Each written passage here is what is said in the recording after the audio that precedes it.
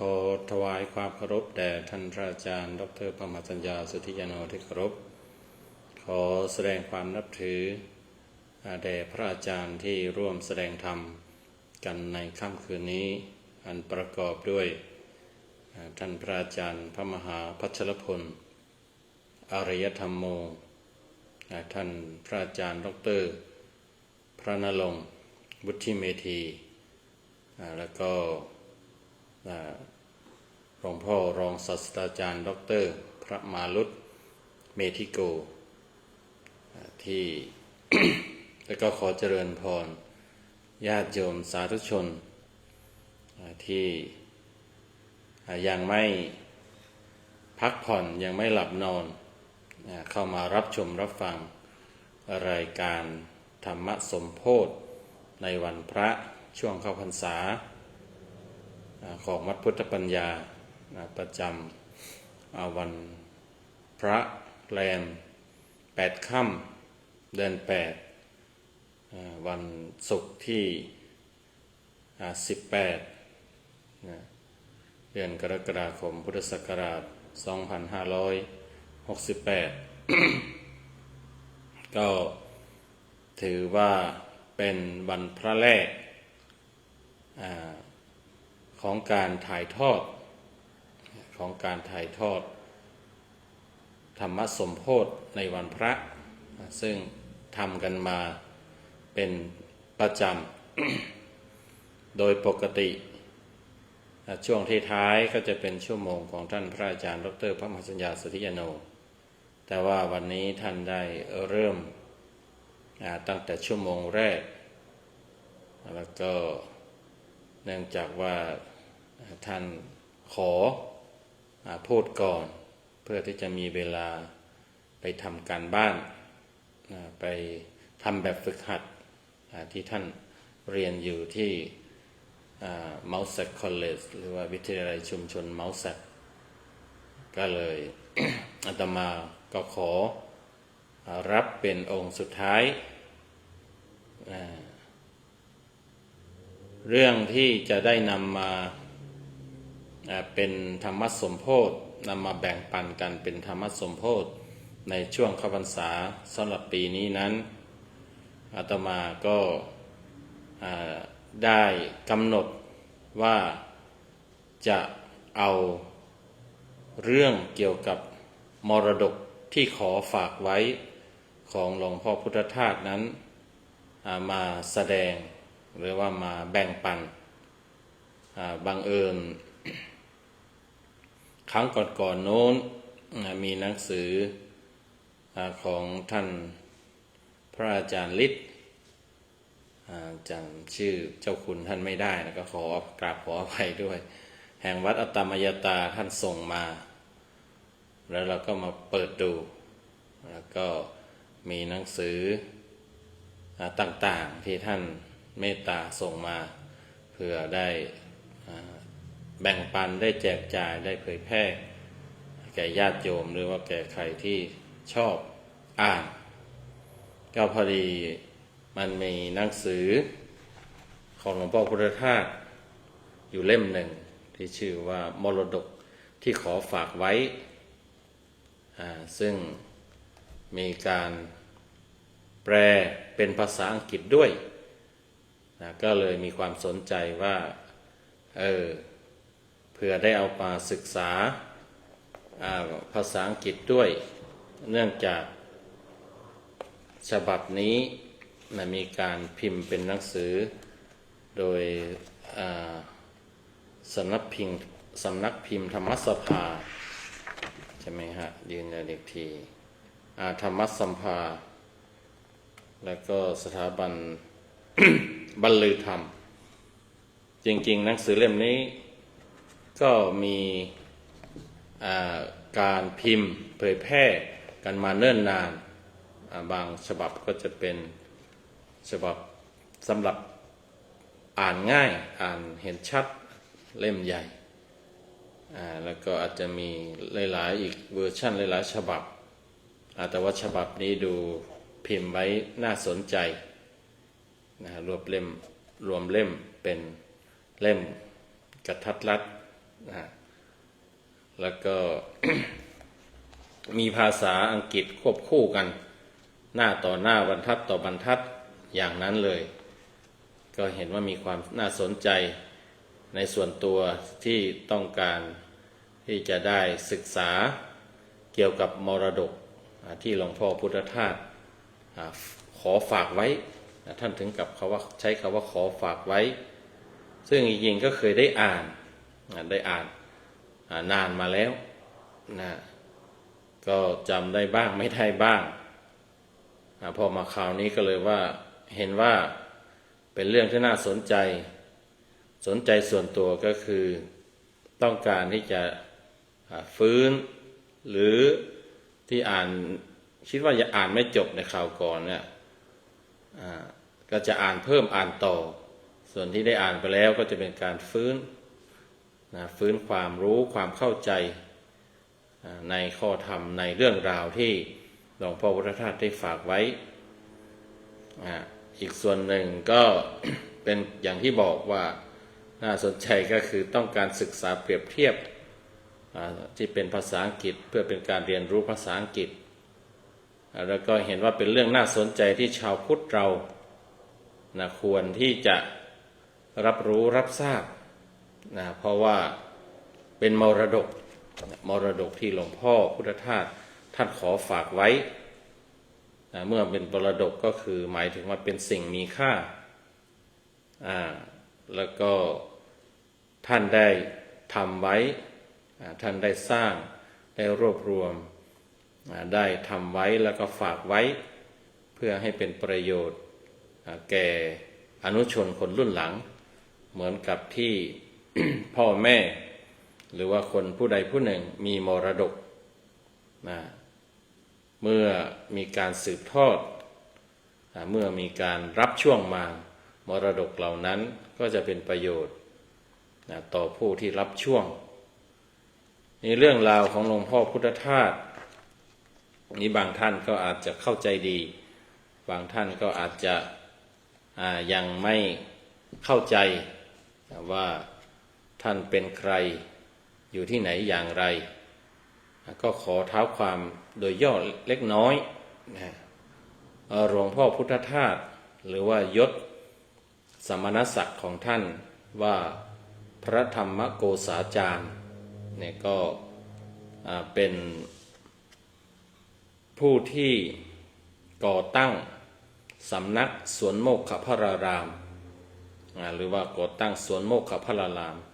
หรือถ้าเรียกกันในนามวัดก็คือวัดทานน้ำไหลที่อำเภอชัยยาจังหวัดสุราษฎร์ธานีซึ่งเป็นวัดที่เป็นสำนักที่เน้นความเป็นธรรมชาติก็คือรักษาป่ารักษาต้นไม้ดูแลต้นไม้เอาไว้แล้วก็อยู่ใกล้ชิดกับธรรมชาติอยู่ร่วมกับธรรมชาติเพราะว่าได้หลวงพ่อพุทธทาสท่านได้ศึกษาได้มีความเข้าใจว่าพระพุทธเจ้าของเรานั้นเป็นคนรักธรรมชาติเป็นคนเข้าใจธรรมชาติเข้าใจถึงขั้นสูงสุดเข้าใจในส่วนที่จำเป็นสำคัญก็คือส่วนที่จะทำให้ มีความเกิดความวิมุตติหลุดพ้นเนี่ยก็คือเฉพาะส่วนที่ช่วยทำให้หลุดพ้นหรือว่าช่วยที่ทำให้ดับทุกข์หมดทุกข์เนี่ยก็ท่านก็เรียนรู้จากธรรมชาติหลวงพ่อพุทธทาสก็เลยได้ มีความเข้าใจตรงนี้แล้วก็ทำสถานที่ที่เรียกว่าสวนโมกนั้นให้เป็นธรรมชาติให้เอื้อต่อการพัฒนาจิตปฏิบัติจิตให้เข้าถึงความหลุดพ้นตามชื่อที่ท่านใช้ว่าสวนโมกขพราราม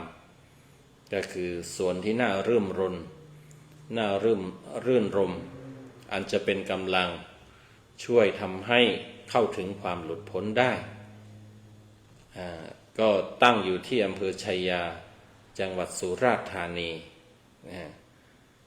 อันนี้โดยที่ตั้งแล้วก็ เมื่อ สำนักของท่านนั้นเป็นที่น่าสนใจแล้วก็มีการเจริญเติบโตมีพัฒนาการมีความเติบโตมีคนสนใจมากไม่ใช่เฉพาะคนไทยมีชาวต่างชาติมาให้ความสนใจด้วยท่านก็ไปตั้งสวนโมกนานาชาติด้วยไว้ด้วยเช่นกันนะแล้ว ก็เมื่อท่านได้มรณภาพลงนะก็ในวันที่8เดือนกรกฎาคมก็คือเดือนนี้ช่วงต้นเดือนนั้นนะปีพ.ศ. 2536นะท่านก็ทุกสิ่งทุกอย่างที่ท่านได้ทำไว้ก็กลายเป็นมรดกของท่านถ้านับจากวันที่ท่านเกิดแล้วก็มรณภาพหมายถึงว่าตอนท่านมรณภาพท่านเกิดปีพ.ศ. 2000วันที่27พฤษภาคม2449ก็ ถ้านับมา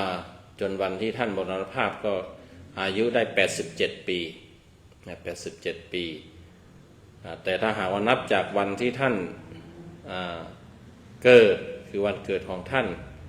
แล้วก็จวบจนทั้งมาถึงจบจนกระทั่งมาถึงปีพ.ศ. นี้หลวงพ่อพุทธทาสก็จะมีอายุ119ปีเป็น119ปีแห่งการเกิดที่เรียกว่าชาตการ119ปีแห่งชาตการการเกิดของท่านหลวงพ่อพุทธทาสก็ท่านมีมรดกเยอะแยะมากมายแหละที่ได้ทำไว้เรียกว่าสิ่งที่ทำไว้ที่เป็นมรดกแต่ว่าก็มีสิ่งหนึ่งที่ท่านคัดที่ท่านเขียนเป็นส่วนที่ท่านเห็นความสำคัญหรืออยากให้รู้ให้ทราบอยากให้เป็นมรดกฝากไว้กับพระพุทธศาสนาฝากไว้กับอนุชนคนรุ่นหลังไม่ว่าจะเป็นบรรพชิตหรือคฤหัสถ์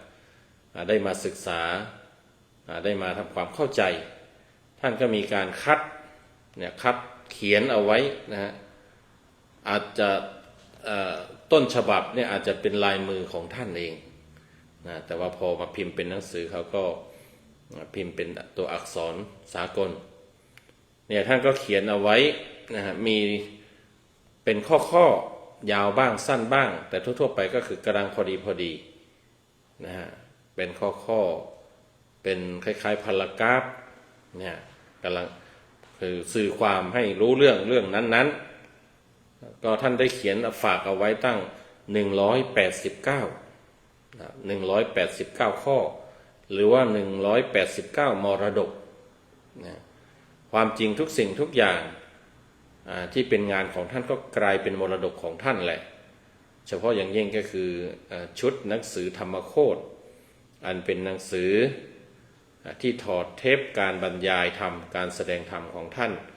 พิมพ์ไว้เป็นหนังสือเพื่อโฆษณาหรือประกาศเผยแพร่ธรรมะตามชื่อที่ว่าหนังสือธรรมโคตรเนี่ยก็ถือว่านั่นแหละคือมรดกหลักๆของท่านและรวมไปถึงเทปคำบรรยายใดๆที่กำลังทำการถอดเทปอยู่ก็ยังมี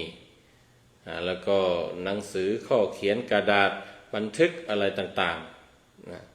และรวมไปถึงในแง่ของสถานที่ก็คือตัวสวนโมกที่ท่านเป็นผู้ก่อสร้างตัวอาคารตัวสถานที่ที่ใช้เผยแพร่ธรรมะห้องสมุด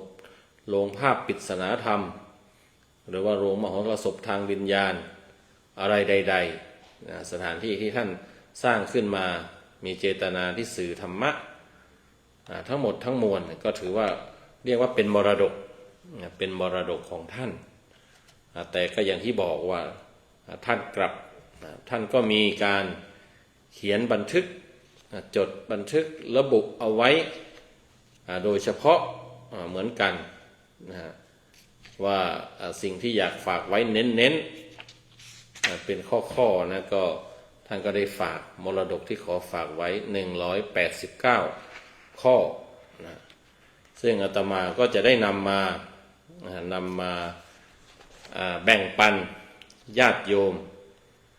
ตลอดพรรษานี้หรือถ้ามันยังไม่จบนะฮะถ้ามันยังไม่จบเนี่ยก็จะต้องพูดไปเรื่อยๆความคิดเรื่องการเอาคำสอนหรือว่าธรรมะของหลวงพ่อพุทธทาสมา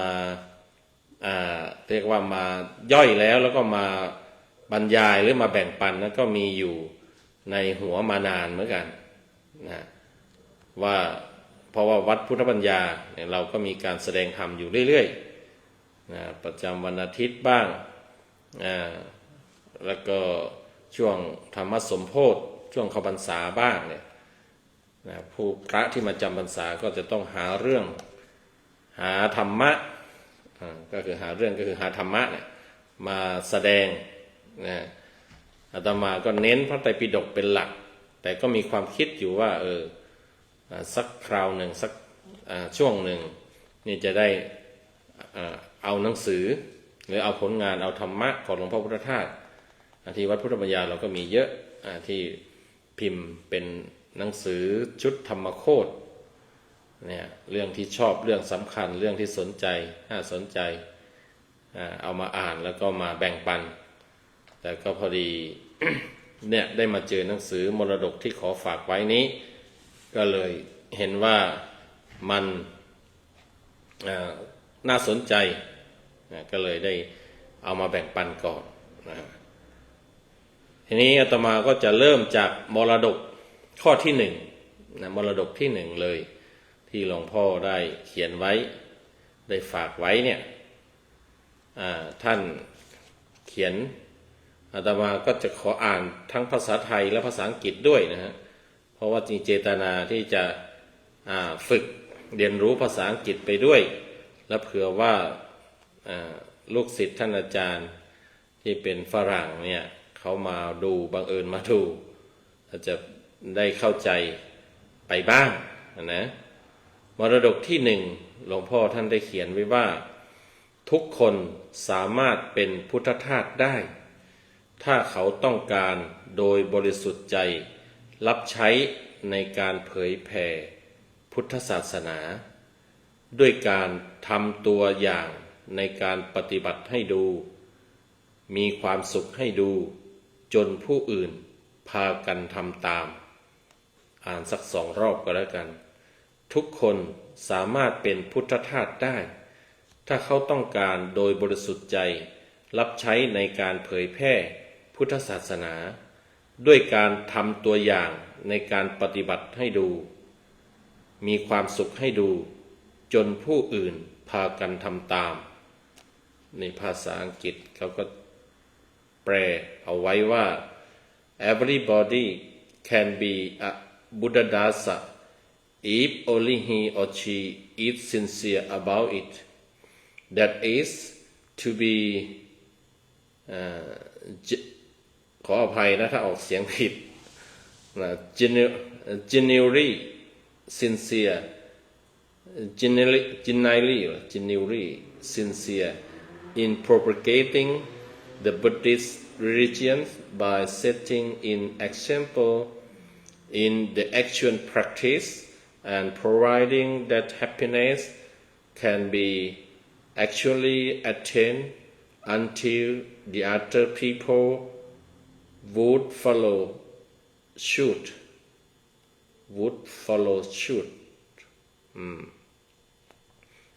ก็ถือว่าเป็นการ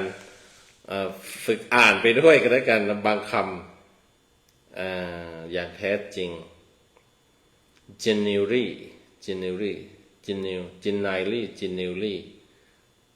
ขออภัยนะฮะเดี๋ยวค่อยไปเช็คอีกทีก็ค่อยมาว่ากัน sincere GENUINELY นะใครคอมเมนต์มาให้บอกหน่อยก็ได้นะว่าออกเสียงที่ถูกต้องออกว่าอย่างนี้ก็ไม่ใช่สาระสำคัญนะแต่ว่าสำคัญก็คือว่าการมาทำความเข้าใจ เนื้อหาใจความของมรดกแต่ละข้อนะข้อที่หนึ่งท่านบอกว่าทุกคนสามารถเป็นพุทธทาสได้ ก็อย่างที่เรารู้กันว่าหลวงพ่อพุทธทาสนั้นเมื่อท่านไปสร้างสำนักสวนโมกขพรารามหรือว่าก่อตั้งสวนโมกขพรารามถ้าจำไม่ผิดน่าจะปีพศ 2475 พร้อมๆกับบ้านเมืองประเทศไทยที่เรามีการเปลี่ยนแปลงการปกครองนะเปลี่ยนแปลงระบบการปกครองทีนี้หลวงพ่อพุทธทาสก็ถือเอาเป็นปีที่เป็นนิมิตหมายนะว่าเราจะเปลี่ยนแปลงการศึกษาพระพุทธศาสนาการศึกษาธรรมะของพระพุทธเจ้าเสียใหม่ให้มีความเข้าใจที่ถูกต้องท่านก็เลยได้สร้างสวนโมกข์ขึ้นมา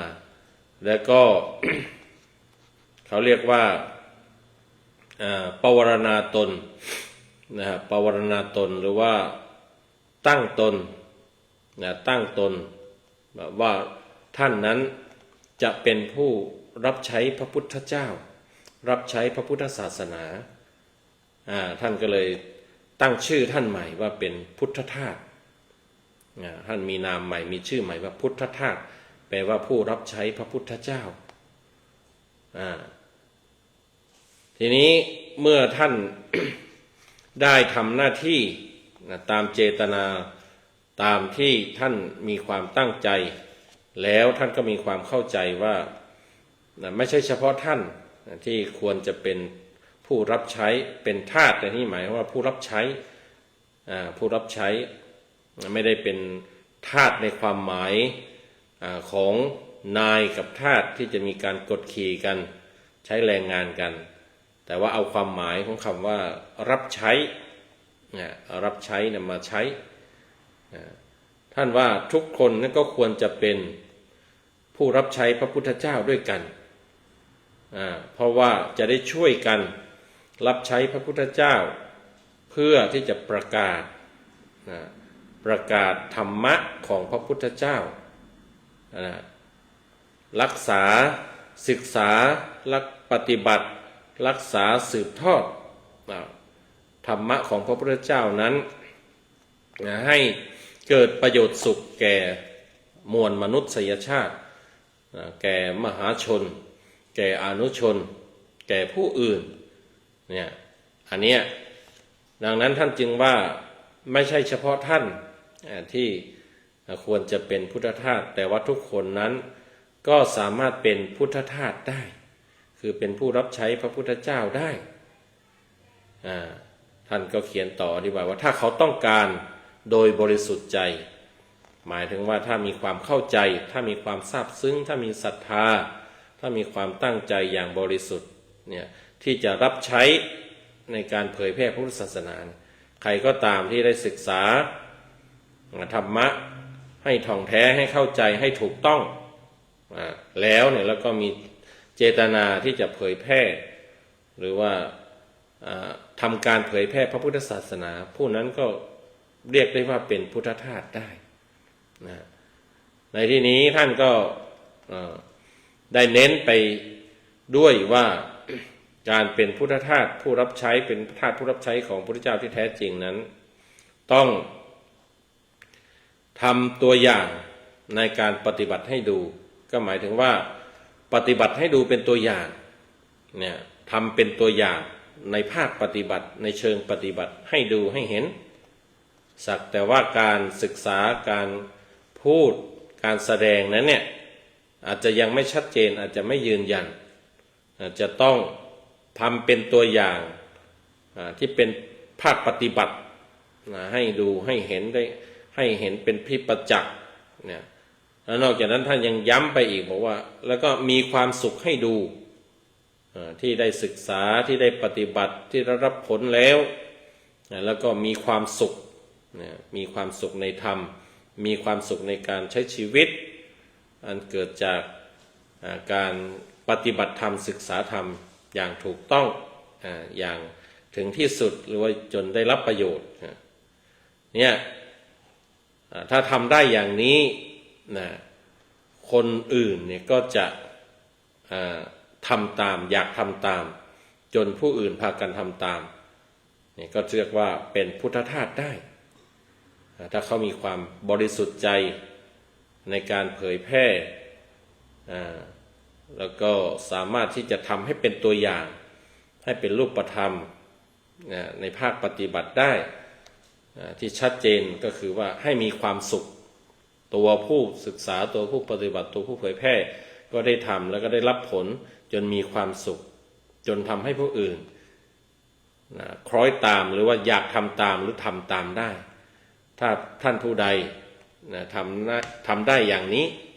เนี่ยก็เรียกได้ว่าเป็นพุทธทาสเป็นผู้รับใช้พระพุทธเจ้าอันนี้คือมรดกข้อที่หนึ่งก็ประมาณว่าท่านฝากไว้เผื่อว่าใครจะรับช่วงมาเป็นพุทธทาสเหมือนท่านนะใครมาอ่านใครมาสนใจใครมาศึกษางานของท่านก็ตามหรือว่างานของพระพุทธเจ้าพระธรรมของพระเจ้าโดยตรงจากที่อื่นก็ตามแล้วก็เกิดความศรัทธาอยากนำไปศึกษาประพฤติปฏิบัติจนได้เข้าถึงได้รับผลแห่งการปฏิบัติจนมีความสุขแล้วก็ทำให้ผู้อื่นนั้นอยากทำตามเนี่ยผู้นั้นก็เรียกว่าเป็นพุทธทาสได้นะท่านก็ฝากเอาไว้นะให้อนุชนคนรุ่นหลังนั้นได้ร่วมกันเป็นทาสรับใช้เป็นผู้รับใช้ก็คือเป็นผู้รับใช้พระพุทธเจ้าเพราะว่าพระองค์นั้นเกิดมาค้นพบธรรมะฝากธรรมะเอาไว้ถ้ามีผู้ส่งทอดต่อรับใช้ในการส่งทอดต่อคนอื่นๆแสดงแก่คนอื่นๆนะก็จะเป็นประโยชน์ธรรมะที่ท่านตรัสรู้ที่ท่านค้นพบก็จะเป็นประโยชน์มากมายมหาศาลแล้วก็ยาวนานอันนี้คือมรดกข้อที่หนึ่งทีนี้มรดกข้อที่สองมรดกข้อที่สองนั้นท่านก็เน้นไปที่ปณิธาน3ประการควรแก่ผู้ที่เป็นพุทธทาสทุกคนถือเป็นหลักในการทำหน้าที่เพื่อประโยชน์แก่โลกคือ 1. พยายามทำตนให้เข้าถึงหัวใจแห่งศาสนาของตน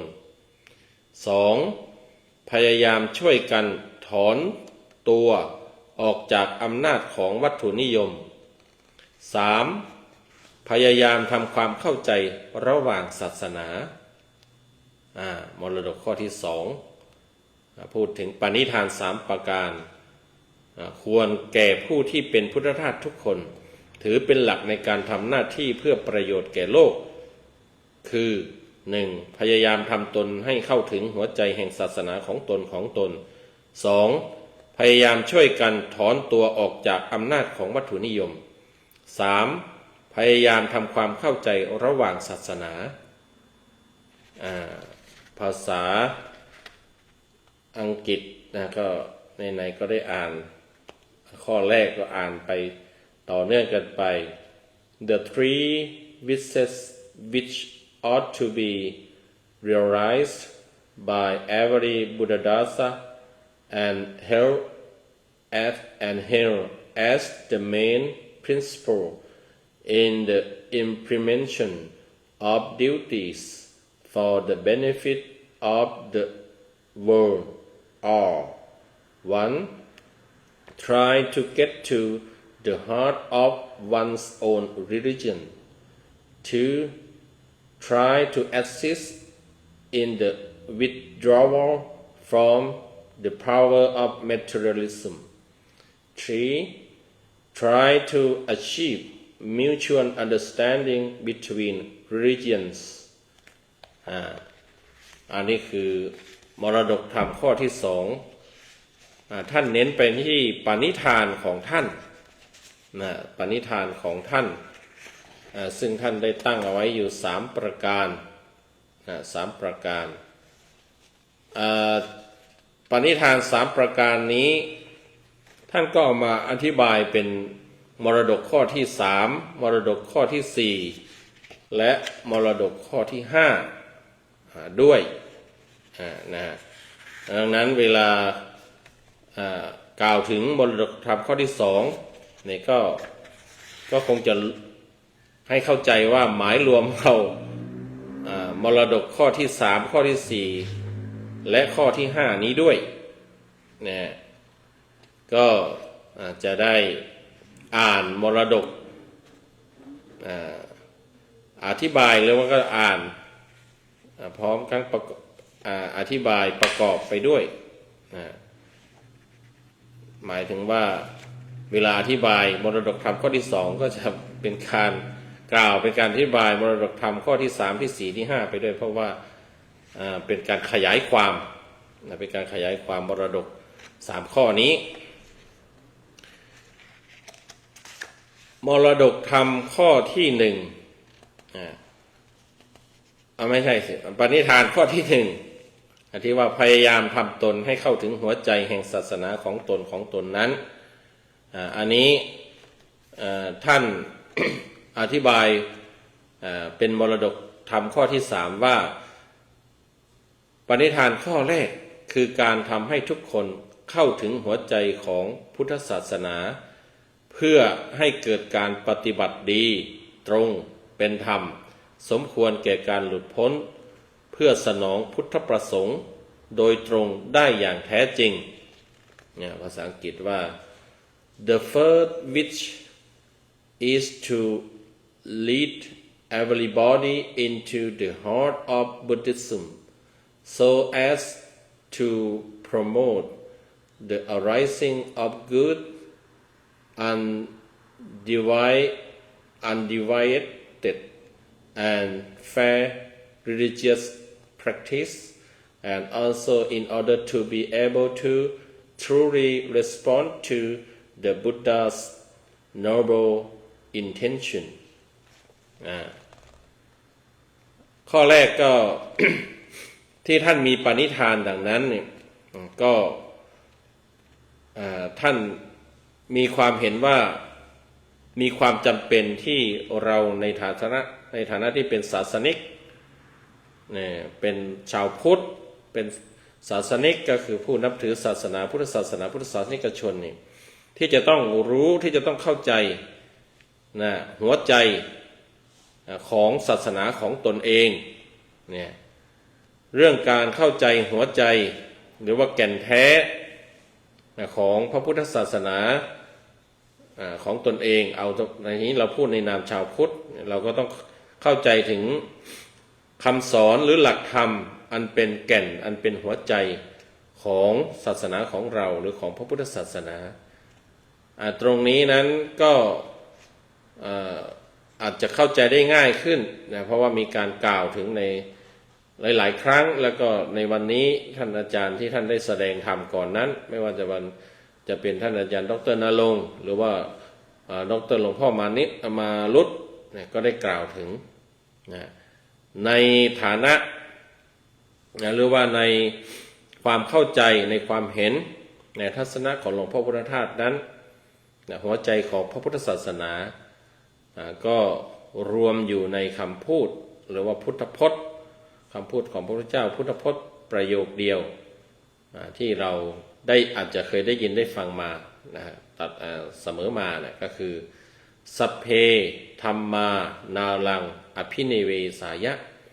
สัพเพธัมมานาลังอภินิเวสายะธรรมทั้งหลายทั้งปวงไม่ควรยึดมั่นถือมั่นหรือว่าสิ่งทั้งหลายทั้งปวงไม่ควรยึดมั่นถือมั่นอันนี้คือเป็นแก่นแท้ของคำสอนของพระพุทธศาสนาว่าอย่าได้ยึดติดอย่าได้ยึดมั่นถือมั่นไม่ให้ยึดสิ่งใดๆเพราะว่าสิ่งต่างๆนั้นมันไม่น่ายึดถือที่มันไม่น่ายึดถือนั่นก็เพราะว่ามันมีความเปลี่ยนแปลงไม่แน่นอนไม่มีความคงที่มันทนอยู่อย่างเดิมคงที่ไม่ได้มันต้องเปลี่ยนแปลงไปที่มันต้องเปลี่ยนแปลงไม่คงที่ก็เพราะว่ามันไม่มีตัวตนที่เที่ยงแท้ถาวรเนี่ยมันจึงไปยึดไม่ได้เพราะถ้าไปยึดไปถือมัน เมื่อมันยึดไม่ได้ถือไม่ได้ถ้าตามที่เราตามธรรมชาติตามความเป็นจริงของมันเราก็จะเกิดความทุกข์ดังนั้นนี่หัวใจจริงๆก็คือการไม่ยึดติดไม่ยึดมั่นในสิ่งใดๆทั้งปวงโดยที่เข้าใจถึงธรรมชาติที่แท้จริงว่าเพราะสิ่งทั้งปวงนั้นสิ่งทั้งปวงนั้นมันมีความไม่คงที่มีความเปลี่ยนแปลงไม่คงที่แล้วก็ไม่มีสิ่งนั้นไม่มีตัวตนของสิ่งนั้นอย่างแท้จริงอันนี้ก็พยายามที่จะช่วยกันพยายามที่จะสอนให้ชาวพุทธเหล่านั้นได้เข้าใจถึงหัวใจศาสนาหัวใจของพุทธศาสนาในตรงนี้เราอาจจะเคยได้ยินในแง่ที่อธิบายเป็นในลักษณะที่เป็นคำสอนที่มีการแยกแยะแยกย่อยหรือว่าในแง่ที่เป็นหลักใหญ่ๆอีกแบบหนึ่งที่เราเรียกว่าหลักโอวาทปาติโมกข์ที่เรารู้กันดีก็คือคำสอนทั้งหมดนั้นรวมลงในหลักรวมลงเป็นหลักใหญ่ๆ3ประการนั่นก็คือสัพพปาปัสสะอักขรนังการไม่ทำบาปทั้งปวงกุศลสูปสัมปทาการทำกุศลให้ถึงพร้อมสัจจิตตปริโยทปนังการชำระจิตของตนให้ขาวรอบอันนี้ก็จริงๆมันเป็นสิ่งเดียวกันหรือเป็นสิ่งที่เชื่อมโยงไปหากันได้สื่อถึงสิ่งเดียวกันแต่ว่าอธิบายขยายไปคนละแบบ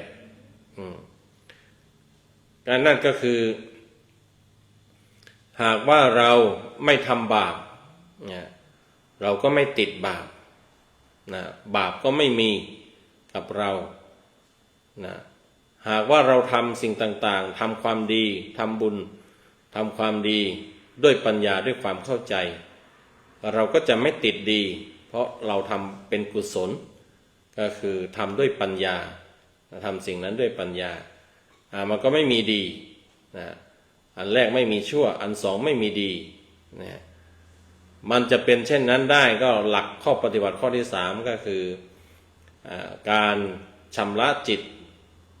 ให้สะอาดบริสุทธิ์ตัวนี้จะช่วยให้จะเข้ามาช่วยให้เราไม่ติดทั้งชั่วไม่ติดทั้งดีได้ไม่ยึดติดอยู่ในสิ่งทั้งสองถ้าเรามีการพัฒนาจิตชำระจิตจิตใจก็เกิดความสะอาดสว่างสงบสว่างเฉพาะอย่างยิ่งคือสว่างไสวรู้เห็นตามความเป็นจริงว่าความชั่ว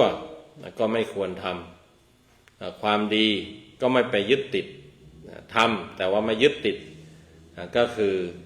สุดท้ายก็คือว่ามันพ้นข้อที่3เนี่ยมันจะช่วยทำให้พ้นจากการติดชั่วติดดีก็มารวมกันกับหัวใจของพระพุทธศาสนาที่ของหลวงพ่อพุทธทาสที่ว่าสิ่งทั้งหลายทั้งปวงไม่ควรยึดมั่นถือมั่นก็คือความดีเราก็ไม่ควรไปยึดไม่ควรไปติดความชั่วเราก็ไม่ไปติดโดยการไม่ไปทำความดีเราก็ไม่ไปยึดโดยการไม่ไปติดอยู่ในความดีไปยึดอยู่ในความดีก็เป็นสิ่งที่เนื่องกันได้มันเป็นสิ่งที่เชื่อมโยงไปหากันได้การที่เราจะต้องเข้าใจหัวใจของพุทธศาสนานั้นก็เพื่อให้เกิดการปฏิบัติได้ดีได้ตรงได้เป็นธรรมแล้วก็ปฏิบัติถูกทางสมควรแก่การวิมุตติหลุดพ้นถ้าเราไม่เข้าใจหัวใจอันเป็นแก่นอันเป็นสาระสำคัญแล้วเนี่ยการปฏิบัติของเรามันก็จะไม่ดีแล้วก็จะไม่ตรงแล้วมันจะไม่เป็นธรรมแล้วมันก็ไม่นำไปสู่การหลุดพ้นดังนั้นเราก็ต้องเข้าใจสาระเข้าใจแก่นสารเข้าใจหัวใจของพระพุทธศาสนาเสียก่อนดังนั้นเนี่ยเมื่อมีปัญญาไม่มีความเข้าใจแล้วในการปฏิบัติไม่ว่าจะปฏิบัติทางกายวาจาที่เรียกว่ามีศีลปฏิบัติทางใจที่เรียกว่ามีสมาธิแล้วก็มีปัญญามันจึงจะ ดีจะตรงจะเป็นธรรมแล้วก็ทำให้เกิดการหลุดพ้นได้เนี่ยซึ่งจะเป็นการถ้าทำได้เช่นนั้นก็เป็นการสนองเจตนาหรือว่าพุทธประสงค์หรือว่าความประสงค์ของพระพุทธเจ้าโดยตรงได้อย่างแท้จริงตามที่หลวงพ่อพุทธทาสท่านว่าทีนี้ส่วน ปณิธานข้อที่สองที่หลวงพ่อได้เอามาขยายในมรดกข้อที่สี่เนี่ยปณิธานข้อที่สอง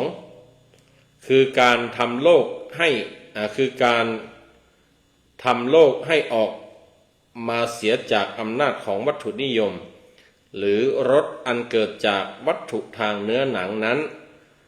ควรเป็นกิจกรรมแบบสหกรณ์ของคนทุกคนในโลกและทุกศาสนาเพื่อโลกจะได้เป็นโลกสะอาดสว่างสงบจากสภาพที่เป็นอยู่ในปัจจุบันปณิธานข้อที่สองเนี่ยที่ว่าพยายามช่วยกันถอนตัวออกจากอำนาจของวัตถุนิยมท่านก็มาขยายเป็นมรดกข้อที่สี่ที่ว่าคือการทำโลกให้ออกมาเสียจากอำนาจของวัตถุนิยมหรือรสอันเกิดจากวัตถุทางเนื้อหนังนั้นควรเป็นกิจกรรมอันแรกเนี่ยเรียกว่าเป็นประธานได้ควรเป็นกิจกรรมแบบสหกรณ์ของคนทุกคนในโลกและทุกศาสนาเพื่อโลกจะได้เป็นโลกสะอาดสว่างสงบจากสภาพที่เป็นอยู่ในปัจจุบันอ่านภาษาอังกฤษด้วยกันแล้วกัน The second wish is to try to lead the world out of the power of materialism and sensual pleasures. It should be the cooperative activity of everybody and every religion in the world so that the world could be a truly clean, illuminating and peaceful world, staying clear of the present condition it is in ก็อ่านไปอย่างนั้นนะเพื่อได้ศึกษาได้ดูภาษาอังกฤษด้วยเผื่อว่าฝรั่งเขาจะพอจะเข้าใจได้บ้างนะแม้ว่าอ่านอาจจะไม่ถูกต้องนักก็ตามสำหรับคนไทยเราท่านผู้ฟังที่เป็นคนไทยเราก็ไปฟังความหมายภาษาไทยก็แล้วกันปณิธานข้อที่สองนั้น ก็คือการพยายามช่วยกันถอนตัวออกจากอำนาจของวัตถุนิยมเนี่ยหลวงพ่อท่านมาขยายว่า ไม่ใช่เป็นการพาตนนำตนออกมาจากอำนาจวัตถุนิยมส่วนตนเท่านั้นส่วนตัวแน่นอนแหละจะต้องทำเป็นเบื้องต้นนะจะต้องทำก่อนก็คือพัฒนาตนพัฒนาตัวของแต่ละท่านเนี่ยของคนแต่ละคนนั้นให้เขาเรียกว่าให้เห็นโทษให้เห็นความจริงของวัตถุนิยมวัตถุนิยมก็คือการนิยมในวัตถุการเห็นคุณค่าการให้ค่าการให้ความสำคัญกับวัตถุเหนือความดีงามเหนือนามธรรมเหนือความดีเนี่ยเหนือธรรมะเหนือความถูกต้องใดๆอย่างเช่นว่าการบูชาเงินในการเห็นแก่เงินขอทำทุกอย่างขอให้ได้เงินมาไม่ว่าจะเป็นฉกชิงวิ่งราวปล้นจี้หรือว่าแม้กระทั่งฆ่าขอให้ได้เงินมาอันนี้ก็เรียกได้ว่าเป็นการติดในอำนาจของวัตถุนิยมคือติดในวัตถุก็คือเงินตราถือเงินเป็นใหญ่โดยที่ไม่ถือความถูกต้องเป็นใหญ่ไม่รู้ละว่ามันจะถูกศีลธรรมถูกต้องถูกกฎหมายถูกศีลธรรมยังไงก็ขอให้ได้มาว่าจะเป็นแก้วแหวนเงินทองทรัพย์สมบัติมรดกที่ดินที่ในที่เลือกสวนไร่นาอะไรต่างๆเหล่านี้ถ้าหากว่าเราไปให้ค่าให้ความสำคัญ จนถึงขนาดว่าแข่งแย่งกันมาฉกชิงกันมาโกงกันมาหรือทะเลาะวิวาทกันมาได้เนี่ยก็แสดงว่าเรานั้นติดอยู่ในอำนาจของวัตถุอันนี้อันตรายหลวงพ่อพุทธทาสเห็นว่าคนไปติดไปให้ค่าไปให้ความสำคัญกับวัตถุแบบนี้เนี่ยมันอันตรายมันจะทำให้สังคมนั้น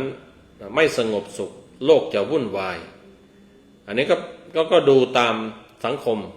ในรอบตัวเราก็แล้วกันถ้าเพื่อนบ้านหรือแม้กระทั่งทั้งพี่น้องของเราเนี่ยเห็นแก่วัตถุอย่างเช่นว่าพี่น้องที่จะถึงข่าวที่จะต้องแบ่งมรดกเนี่ยถ้าเห็นแก่วัตถุคือเห็นแก่มรดกเห็นแก่ที่เลือกสวนไร่นาทรัพย์สมบัติเงินทองที่พ่อแม่ที่บรรพบุรุษฝากไว้ให้ไว้เหลือไว้ให้แล้วก็มาคิดละโมบโลภมากอยากได้เยอะๆไม่อยากให้แบ่งปันไม่อยากแบ่งผู้อื่นไม่อยากแบ่งให้พี่ๆน้องๆคนอื่นอย่างเนี้ยวุ่นวายเดือดร้อนเดือดร้อนแน่นอนความเป็นพี่เป็นน้องก็จะขาดสะบั้นก็จะร้าวฉานขาดสะบั้นกันบางทีตัดขาดกันอย่างเนี้ยอันเนี้ยก็เรียกว่าติดในวัตถุเห็นสิ่งของดีกว่าดีกว่ามีค่ามากกว่าความเป็นพี่เป็นน้องหรือความเป็นเพื่อนแล้วก็รวมไปถึงอื่นๆเนี่ยถ้าเราไปติดวัตถุในบางทีคนหนึ่งติดวัตถุอยากได้วัตถุอยากได้รถอยากได้เงินอยากได้ทองอยากได้โทรศัพท์อยากได้ของใช้ต่างๆบางทีเนี่ยเอาเนื้อเอาตัวเข้าแรกก็มีเนี่ยเขาเรียกว่าคือยอมเอาเนื้อเอาตัวที่เรียกว่าขายเนื้อขายตัวนั่นแหละเพื่อให้ได้สิ่งนั้นมาอันนี้ก็เรียกว่ายอมสูญเสียสิ่งที่มีคุณค่าก็คือความเป็นคนความเป็นคนของตนให้กับผู้อื่นให้กับสิ่งอื่นเพื่อให้ได้มาซึ่งวัตถุอันนี้มันอันตรายแล้วก็ถ้าหากว่าคนทุกคนนั้นเห็นแก่วัตถุเห็นแก่สิ่งของเห็นแก่ของบริโภคเห็นแก่ของใช้ต่างๆเนี่ยโดยที่ไม่เห็นแก่ความถูกต้องไม่เห็นแก่ความดีงามไม่เห็นแก่ความเป็นพี่เป็นน้องเป็นเพื่อนมนุษย์เป็นเพื่อนบ้านเป็นเพื่อนมนุษย์ต่อกันเนี่ยมันก็จะเกิดการแข่งแย่งวัตถุเหล่านั้นจริงๆนำเสียออกมาจากวัตถุนิยมในที่นี้มันก็รวมไปถึงการที่จะต้องนำตนออกมาจากทุนนิยมและก็บริโภคนิยมด้วยมันมาด้วยกันแม้ท่านจะกล่าวถึงว่าให้ถอนออกมาจากอำนาจนิยมเนี่ยมันก็รวมไปถึงถอนตนออกมาจากอำนาจของทุนนิยมบริโภคนิยมด้วยเพราะถ้าหากว่าเพราะมันเป็นของที่เนื่องกันเป็นพี่เป็นน้องกันก็ว่าได้ถ้าเราเห็นแก่วัตถุแล้วเนี่ยเราก็พยายามจะแสวงหาวัตถุสิ่งของเหล่านั้นให้ได้เยอะๆเพื่อให้อะไรเพื่อเป็นทุนเป็นทุนในการที่จะใช้สอยในการที่จะบริโภคในการที่จะแลกเปลี่ยนสิ่งอื่นสิ่งใดเพื่อให้ได้มาซึ่งสิ่งที่ตนเองชอบ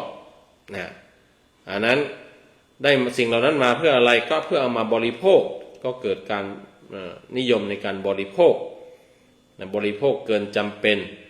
สนองความต้องการเกินจำเป็นเกินกว่าปัจจัยสี่ที่จำเป็นสำหรับชีวิตเนี่ยอันนี้มันก็จะเกิดขึ้นจากการที่เรานั้นไปเห็นคุณค่าของวัตถุสิ่งของเงินทองมากกว่าความดีงามมากกว่าธรรมะมันก็จะเกิดการสะสม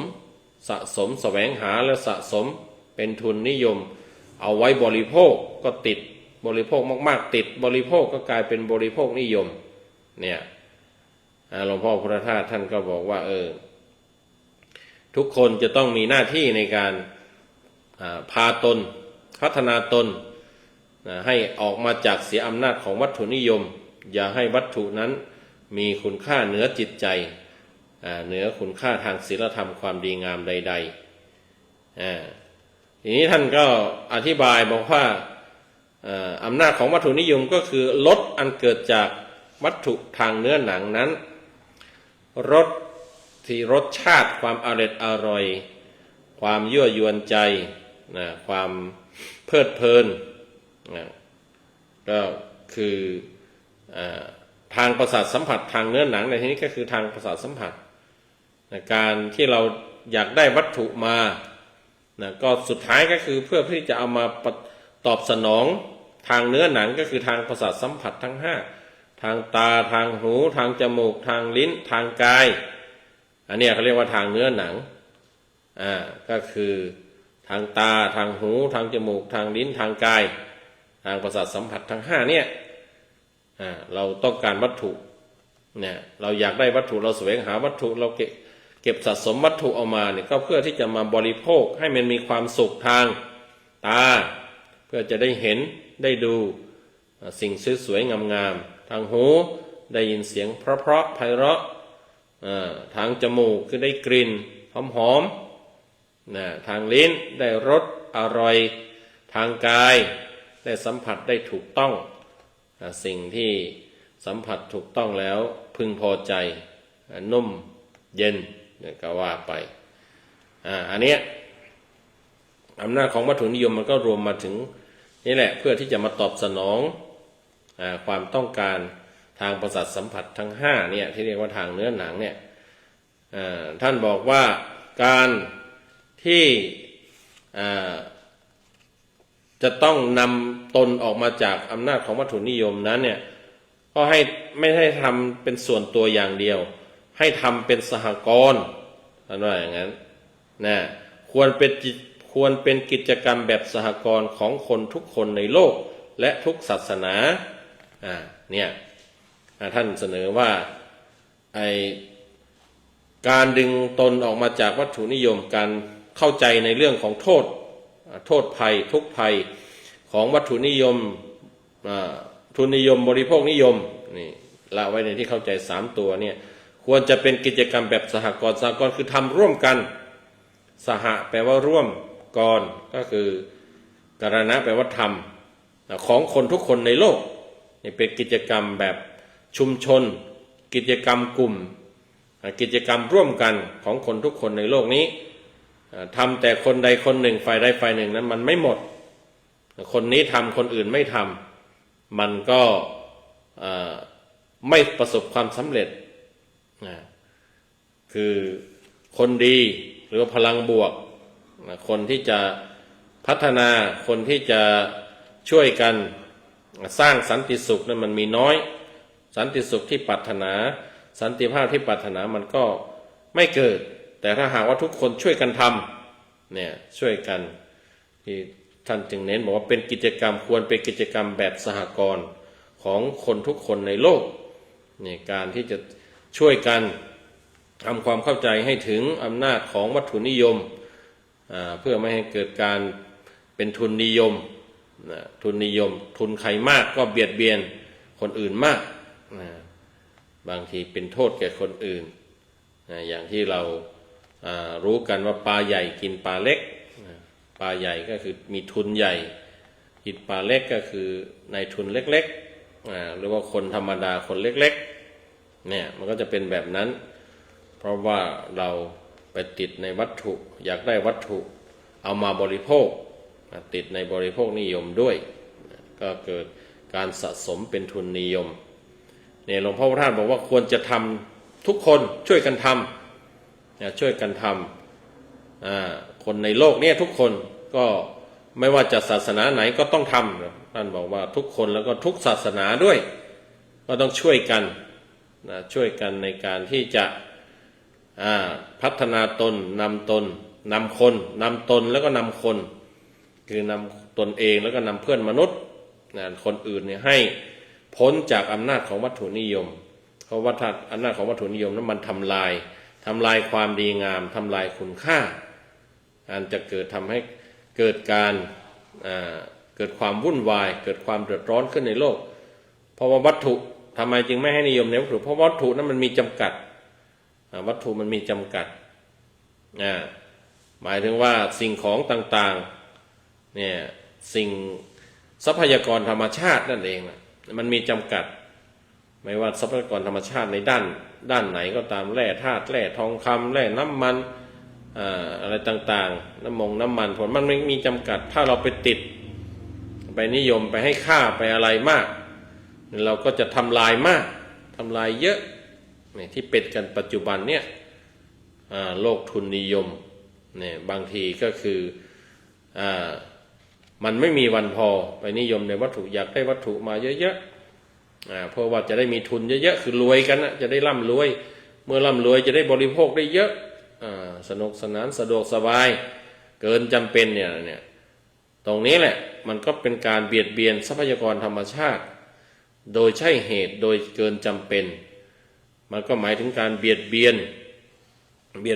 เขาเรียกว่าเบียดเบียนอนุชนคนรุ่นหลังเบียดเบียนลูกหลานคนรุ่นหลังที่จะเกิดมาในภายหลังคนรุ่นก่อนไปถลุงไปทำลายทรัพยากรธรรมชาติเสียหมดคนรุ่นหลังก็จะเดือดร้อนไม่มีทรัพยากรธรรมชาติเอาไว้ใช้นอกจากทำลายแล้วมันยังสร้างเป็นขยะเนี่ยทำลายนี่ทำลายธรรมชาติทรัพยากรธรรมชาติบริสุทธิ์เนี่ย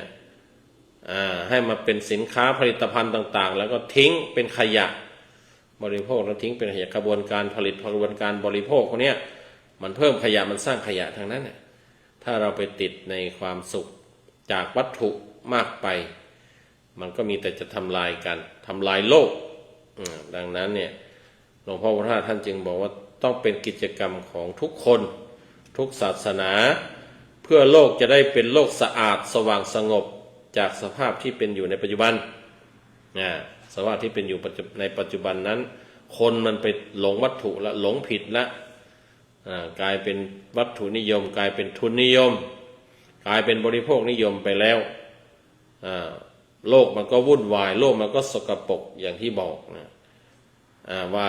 กระบวนการเอาวัตถุมาผลิตเป็นผลิตภัณฑ์และกระบวนการบริโภคนะมันมีสิ่งเขาเรียกว่ามันมีผลเสียหายข้างเคียงผลข้างเคียงก็คือว่าเกิดขยะจากการผลิตขยะจากการบริโภคโลกมันก็สกปรกถ้าเราผลิตน้อยบริโภคน้อยเนี่ยของสกปรกขยะมันก็น้อยโลกก็จะสะอาดเนี่ยสว่างสงบนั้นมันก็เป็นโลกภายในโลกภายนอกก็คือที่อยู่อาศัยสถานที่อยู่โลกใบนี้แผ่นดินนี้ก็จะสะอาดถ้าเราพาตนออกมาจากวัตถุนิยมได้โลกภายในคือโลกทางจิตใจของเรานั้นก็จะสว่างสงบจริงๆก็สะอาดด้วยทั้งโลกภายนอกภายในเฉพาะอย่างยิ่งเน้นมาที่โลกภายในเนี่ยก็จะสะอาดโลกจิตใจเราก็สะอาดสว่างก็คือไม่มืดบอดไม่มืดด้วยความไม่รู้ด้วยความลุ่มหลงสงบก็เพราะว่าไม่มีความปรารถนาใดๆมีความเข้าใจถูกต้องแล้วก็วางจิตเป็นปกติให้สงบให้เงียบนะแต่ว่าถ้าในแง่ของการเน้นภาคเน้นโลกข้างนอกก็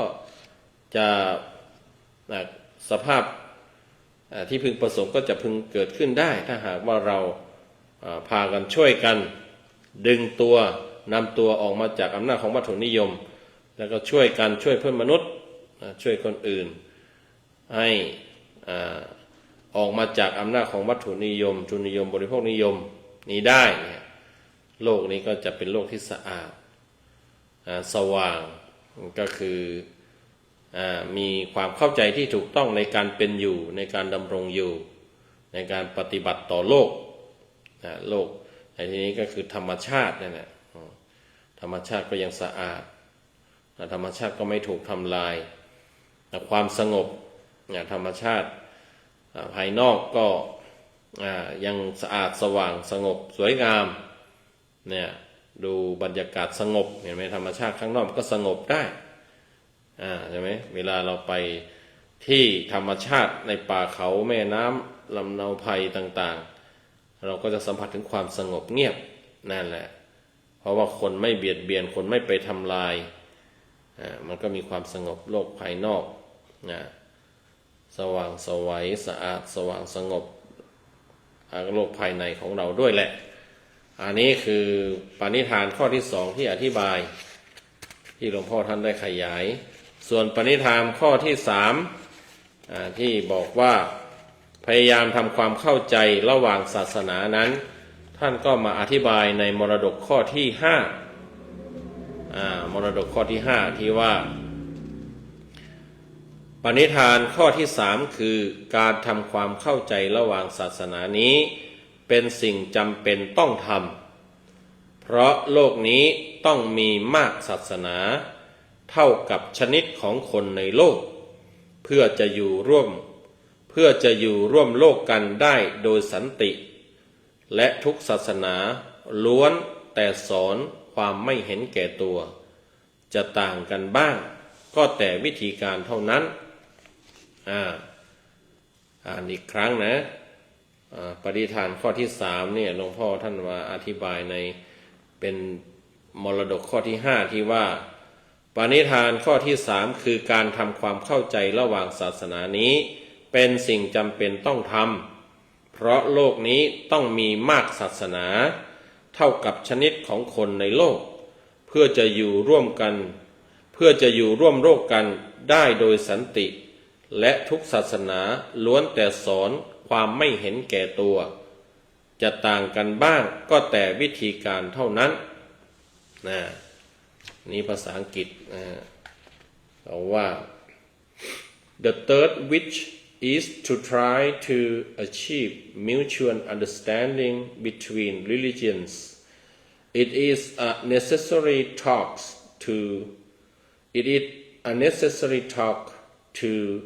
be performed because the world must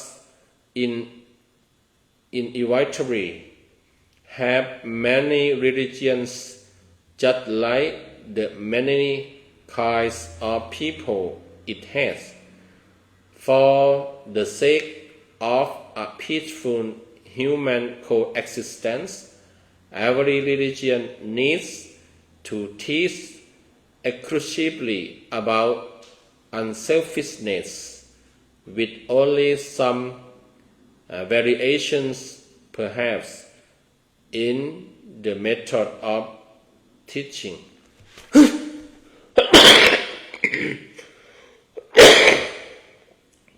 ขออภัยนะ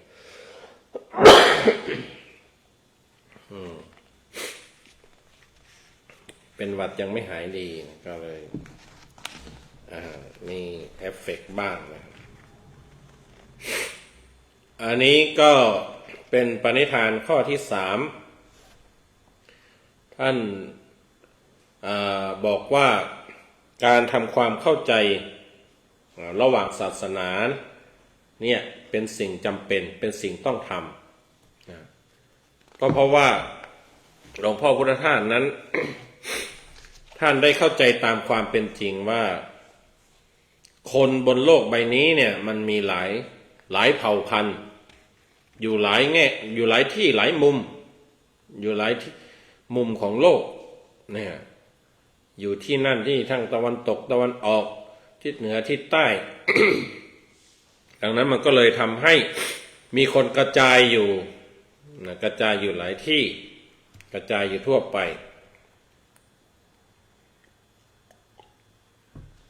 ทีนี้เมื่อเกิดเป็นชุมชนสังคมเป็นประเทศชาติเป็นอะไรแล้วเนี่ยเขาก็ ย่อมมีประเพณีวัฒนธรรมความเชื่อศาสนาของเขาตามแต่ว่าชุมชนนั้นๆเนี่ยจะมีใครมาสอนโดยความจำเป็นของมนุษย์ของสังคมมนุษย์เนี่ยมันจะต้องมีศาสดามันจะต้องมีศาสนานั้นเกิดมาจากผู้ใดผู้หนึ่งที่มีความเห็นมีความปรารถนาดีต่อสังคมต่อเพื่อนมนุษย์ต่อสังคมมนุษย์ในที่นั้นๆว่ามนุษย์ควรจะอยู่อย่างเนี้ยมันจึงจะดีมันจึงทำให้เกิดคนที่ออกมาสอน คนที่มาสอนก็เรียกว่าศาสดาหรือว่าครูเมื่อสอนเอาไว้เป็นศาสนามันก็กลายมาเป็นศาสนาดังนั้นแต่ละที่เนี่ยมันก็จะมีศาสนาในที่นั้นๆประจำอยู่ในที่นั้นๆอันนี้หลวงพ่อท่านเข้าใจว่าสังคมมนุษย์มันเป็นอย่างนี้มันเป็นจริงอย่างนี้มันมีคนหลายเผ่าพันธุ์หลายชนิดกระจายกันอยู่ที่ต่างๆแล้วก็มันได้เกิดผู้สอนคนปรารถนาดีต่อเพื่อนมนุษย์สอนไว้อย่างนั้นอย่างนี้ก็จะต้องมีความเข้าใจจะต้องมีความเคารพในกันและกันในกันและกันเราจะปรารถนาให้ศาสนาใดศาสนาหนึ่งหรือศาสนาของเราไปได้รับการยอมรับหรือว่าไปถูกปฏิบัติแก่คนทุกคนมันเป็นไปได้ยากมันเป็นไปไม่ได้เพราะว่าศาสนาพุทธเราก็เกิดแค่ในชมพูทวีปในดินแดนที่มีขอบเขตที่กำหนดตามข้อกำหนดตามหลักกำหนดของทางพุทธเราที่บอกว่าพระพุทธเจ้าจะเกิดในที่ที่เป็นมัธยมประเทศที่มีความเหมาะสมในที่นี้ก็หลายอย่างแหละเหมาะสมในที่นี้ก็ทั้งในแง่ของการศึกษาผู้คนมีสติมีปัญญามีวัฒนธรรมในการแสวงหาความหลุดพ้นทางจิตใจมันคือมีวัฒนธรรมการบวชมี ผู้คนที่ใฝ่หาความหลุดพ้นทางจิตใจความสุขทางจิตใจพวกนี้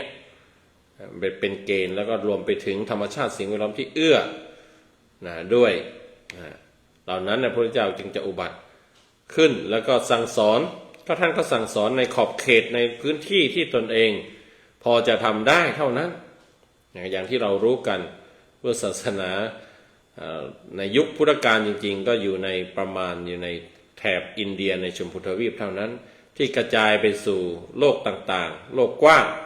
ก็ด้วยชาวพุทธรุ่นหลังพระรุ่นหลังชาวพุทธรุ่นหลังดังนั้นและที่อื่นๆในยุคพระพุทธเจ้าก็มีมนุษย์ในที่อื่นๆอีกมากมายเขาก็มีดังนั้นเขาก็จำเป็นจะต้องมีครูมีศาสดาเอาไว้สอนดังนั้นเนี่ยมันก็เป็นความจำเป็นตามธรรมชาติหรือเป็นความเป็นจำเป็นแบบบังคับตามสภาพสังคมนะว่ามันจะต้องทำให้ถูกสถานการณ์ทำให้เกิดการสร้างการมีศาสนาขึ้นมาการมีศาสดาและมีศาสนาขึ้นมาเพื่อที่จะช่วยเพื่อนมนุษย์นั้นช่วยสอนเพื่อนมนุษย์ช่วยชี้นำเพื่อนมนุษย์ให้เห็นถึงความดีงามเพื่อการอยู่ร่วมกันอย่างสันติสุขให้เกิดมีความสุขมีความสงบมีความสุขดังนั้นเนี่ยหลวงพ่อท่านก็จึงบอกว่าโลกนี้ต้องมีหลายศาสนาเป็นสิ่งจำเป็นเป็นสิ่งที่จะต้องมันโลกนี้มันจำเป็นต้องมีหลายศาสนาเพราะมีคนหลายเชื้อชาติดังนั้นเมื่อมันมีอยู่แล้วเนี่ยเราก็ต้องทำความเข้าใจทำความเข้าใจกันและกันทำความเข้าใจระหว่างศาสนาก็คือมีการเข้าใจกันเพื่อที่จะนำไปสู่ความเคารพในศาสนาของกันและกันอันจะนำไปสู่การอยู่ร่วมกันอย่างสามัคคีอย่างสันติสุขอย่างมีความสุขอย่างมีสันติภาพอย่างสันติอันนี้การทำความเข้าใจนั้นก็ หลวงพ่อท่านบอกว่ามันมีความเข้าใจอย่างหนึ่งที่จะต้องเข้าใจแล้วก็ยอมรับตรงกันท่านเห็นว่าทุกศาสนานั้นก็ล้วนแต่สอนความไม่เห็นแก่ตัวท่านบอกว่าท่านสอนทุกศาสนาเนี่ยสอนความไม่เห็นแก่ตัวทางพุทธศาสนาของเรานั้นก็เรียกว่าสอนไม่ให้มีตัวตนก็คือคำสอนเรื่องอนัตตาเนี่ยสำคัญโดดเด่นมีลักษณะพิเศษอันนี้ศาสนาอื่นแม้ว่าจะไม่มีความพิเศษไม่มีความเด่นในแง่นี้ถ้าหากว่าเรามองแบบ ด้วยสายตาพุทธด้วยปัญญาแบบพุทธด้วยความเข้าใจแบบพุทธเนี่ยเราก็อาจจะเห็นเขาเรียกว่าเห็นทรายหรือว่าเห็น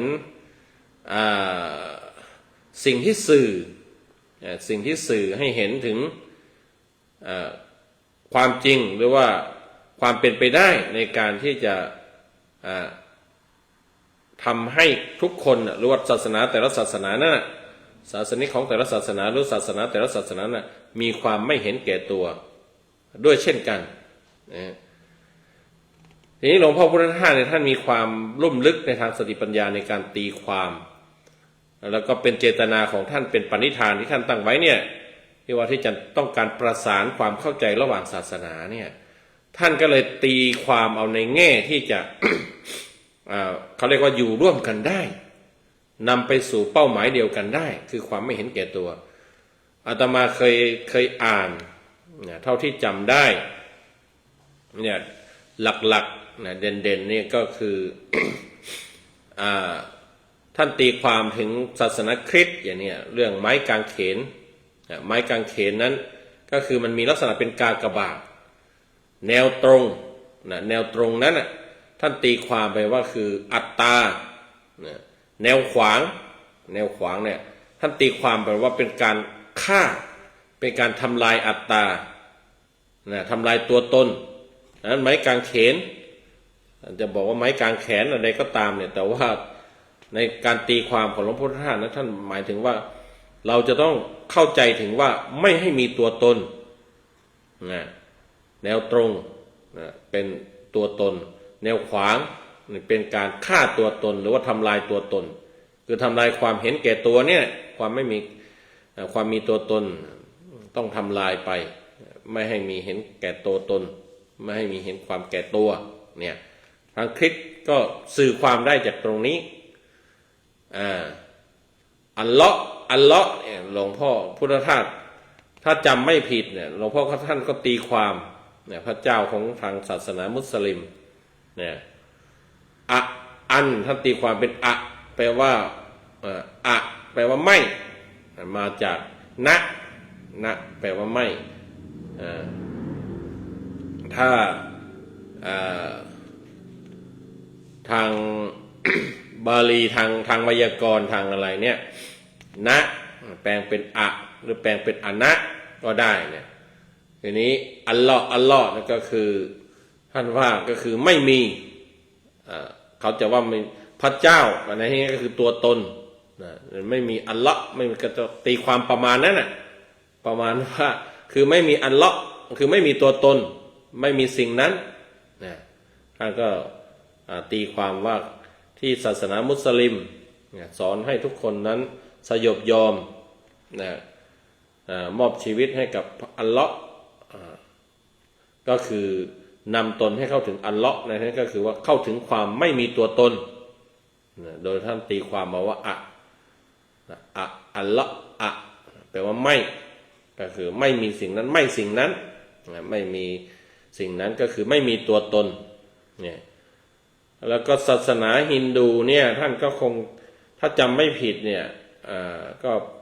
คล้ายๆท่านจะอธิบายประมาณว่าการทำลายตัวตน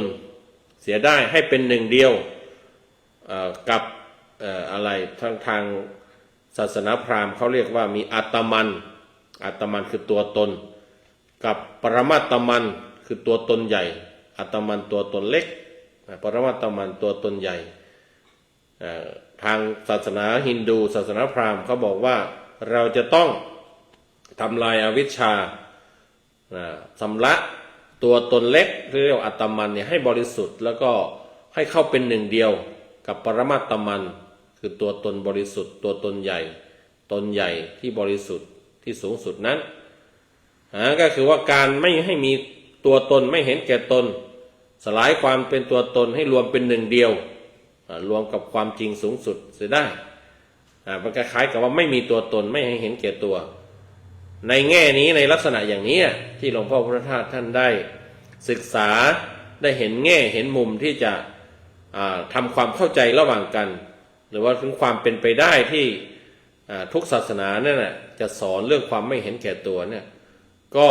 มี สัญญาณหรือว่ามีทรายหรือว่ามีแง่มุมตรงเนี้ยที่จะต้องทุกศาสนาทุกศาสนิกจะต้องเข้าใจแล้วก็เมื่อเข้าใจแล้วเนี่ยก็จะเห็นได้ว่ามันเป็นสิ่งที่จะนำไปสู่สิ่งที่จะนำไปสู่สิ่งเดียวกันเป้าหมายเดียวกันก็คือว่าความไม่เห็นแก่ตัวซึ่งเป็นซึ่งมีสอนแล้วก็เป็นเป้าหมายของทุกศาสนาของทุกศาสนาแต่ว่าวิธีการนั้นอาจจะแตกต่างกันบ้างอย่างที่ท่านว่าทุกศาสนาล้วนแต่สอนความไม่เห็นแก่ตัวจะต่างกันบ้างก็แต่วิธีการเท่านั้นวิธีการอธิบายวิธีการสอนก็จะมีความแตกต่างกันไปให้เข้ากับให้เหมาะสมกับจริตของผู้ของคนในแต่ละถิ่นแต่ละที่เพราะว่าสภาพของแต่ละที่ที่เป็นที่อยู่อาศัยของมวลมนุษย์ภาคเหนือภาคใต้ตะวันตกตะวันออกนั้นมันไม่เหมือนกันดังนั้นสภาพการเป็นอยู่สิ่งแวดล้อมต่างๆที่จะทำให้คนมีความคิดจิตใจมีความเชื่อยังไงก็จะต่างกันไปดังนั้นวิธีการสอนของครูของศาสดาในที่นั้นๆก็จะแตกต่างกันไปก็จึงมีวิธีการที่แตกต่างแต่ว่าโดยใจความแล้วถ้าหากว่ามีปัญญาเข้าถึงมองให้เป็นเนี่ยก็จะเห็นว่าทุกศาสนานั้นสอนความไม่เห็นแก่ตัวเหมือนที่หลวงพ่อพุทธทาสท่านได้ตีความตรงนี้มันจะทำให้คนนั้นอยู่ร่วมกันได้ถ้าเราไปคิดว่าคนทุกคนจะต้องนับถือศาสนาของฉันอันนี้จะเกิดปัญหาละมันมีตัวตนมีมานะตัวตนมันก็นำมาสู่มานะก็คือการรู้สึกว่าเรานั้นดีกว่าเขาเกิดการข่มกันเกิดการข่มขี่กดดันกันก็จะเกิดขึ้นเราจะต้องเข้าใจความจริงตรงนี้แล้วก็ยินดีกับทุกศาสนาเคารพเข้าใจแล้วก็เคารพทุกศาสนาว่าเขาก็อย่างน้อยก็มีศีลธรรมมีระดับศีลธรรมที่จะสอนให้คนรู้จักดีรู้จักชั่วที่จะทำให้คนอยู่กันอย่างมีความสุขได้ทำให้โลกทำให้สังคมทำให้ชุมชนนั้นสงบสุขได้ถ้าถือตามเขาแล้วถ้าหากว่ามีการเข้าใจถึงหัวใจแก่นแท้ของหัวใจของคำสอนของศาสนาของตนจริงๆตามที่หลวงพ่อพุทธทาสท่านได้บอกก็คือท่านมองเห็นว่าทุกศาสนานั้นน่ะสอนเรื่องการไม่เห็นแก่ตัวอย่างที่ท่านได้ทำความเข้าใจจากไม้กางเขนจากคำว่าอัลเลาะห์จากคำว่าอัตมันปรมัตตมันเนี่ยแล้วก็จากหลักอนัตตาในทางพุทธศาสนาของเราเนี่ยก็ท่านว่ามันตรงกันมันเป็นอันเดียวกันก็คือความไม่เห็นแก่ตัวนั่นเองดังนั้นน่ะเมื่อเข้าใจได้อย่างนี้เราก็จะเคารพกันและกันต่างคนก็ต่างถ้าหากว่าอยากจะให้มีการแลกเปลี่ยนกันก็นำมาแลกเปลี่ยนกันนำมาแลกเปลี่ยนกันนำมาบอกดูถ้าเขาชอบวิธีของเราเขาก็ใช้วิธีของเราถ้าเขาไม่ชอบเขาไม่พอใจเขาก็ใช้วิธีของเขาได้ถ้าเขาใช้ให้เป็นเข้าใจให้ถูกมันก็จะตรงกันอย่างน้อยก็คืออย่างที่หลวงพ่อพุทธทาสว่าไม่สอนให้ไม่ให้มีความมีตัวตนไม่เห็นแก่ตนไม่เห็นแก่ตัวก็โอเคแล้วเป็นพื้นฐานของคุณธรรมจริยธรรมที่จะทำให้คนนั้นอยู่ร่วมกันอย่างสันติสุขได้อันนี้ก็เป็นปณิธานข้อที่3เราก็ต้องขอบคุณทุกศาสนาทุกศาสดาทุกศาสนาที่มีอยู่บนโลกใบนี้ที่ช่วยกันสอนให้เพื่อนมนุษย์นั้นได้รู้จักความดีงามความดีงามสูงสุดก็คือความไม่เห็นแก่ตัว